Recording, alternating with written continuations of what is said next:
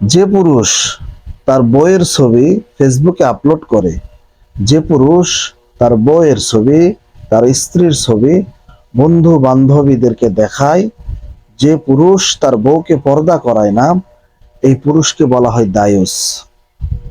এই পুরুষকে বলা হয় দায়ুস পুরুষ। ঠিক আছে? আমাদের ভালোবাসার মানুষ, আমাদের ফ্যামিলির একান্ত স্বামী স্ত্রী, আল্লাহ রাব্বুল আলামিন নিজেই বলেছেন, হুন্না লিবাসুল লাকুম ওয়া আনতুম লিবাসুল লাহুন। সূরা নিসার ভিতরে আল্লাহ তাআলা বলেছেন যে স্ত্রী হচ্ছে স্বামীর পোশাক আর স্বামী হচ্ছে স্ত্রীর পোশাক। তো পোশাক কখনোই মানুষকে দেখানো যায় না। পোশাক কখনো দেখানোর জন্য নয়।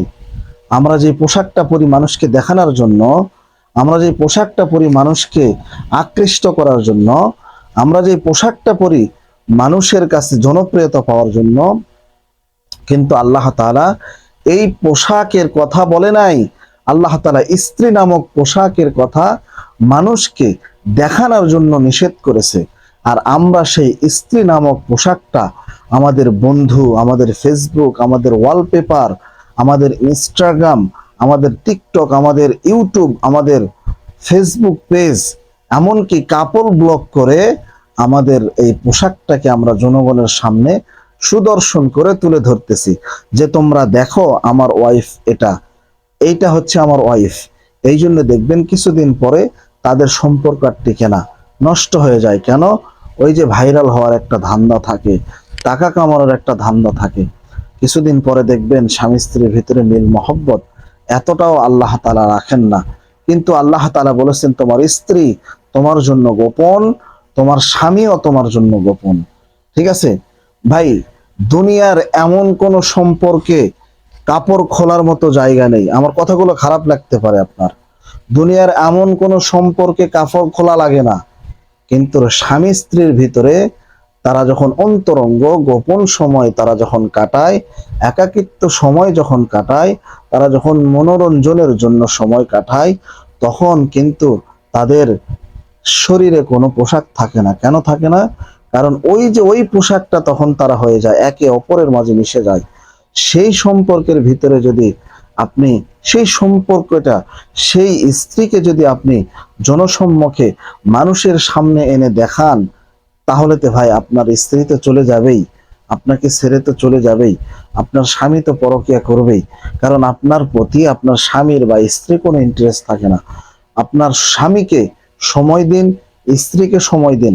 আর স্বামীদেরকে বলবো আপনাদের ওয়াইফের ছবি, আপনাদের স্ত্রীদের ছবি ফেসবুকে আপলোড করবেন না। আপনারা স্বামী হিসাবে তাদের কর্তব্য পালন করুন, স্ত্রী হিসাবেও স্বামীর কর্তব্য পালন করুন।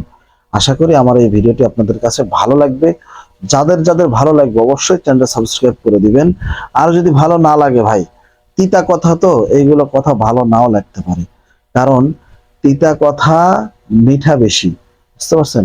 তিতা কথা হলেও, কথাটা তিতা হলেও সত্য কথা আমি বললাম, সত্য কথা আমি বললাম। দেখেন আজকে সোশ্যাল মিডিয়ার কারণে আমাদের তালাক বেশি হয়ে যাচ্ছে।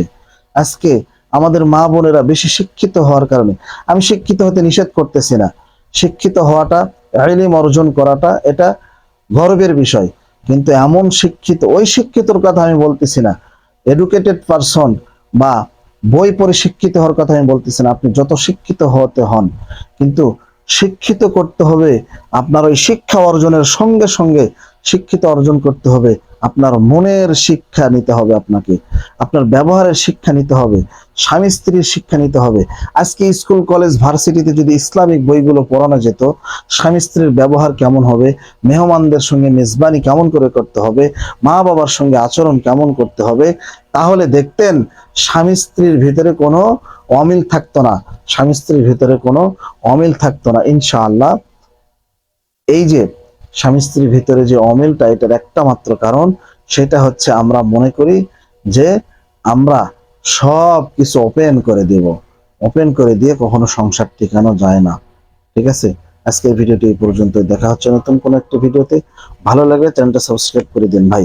এত কষ্ট করে আপনাদের জন্য যে এই যে ঘেমে গিয়ে ভিডিও বানাইতেছি, দেখেন ঘেমে গিয়ে।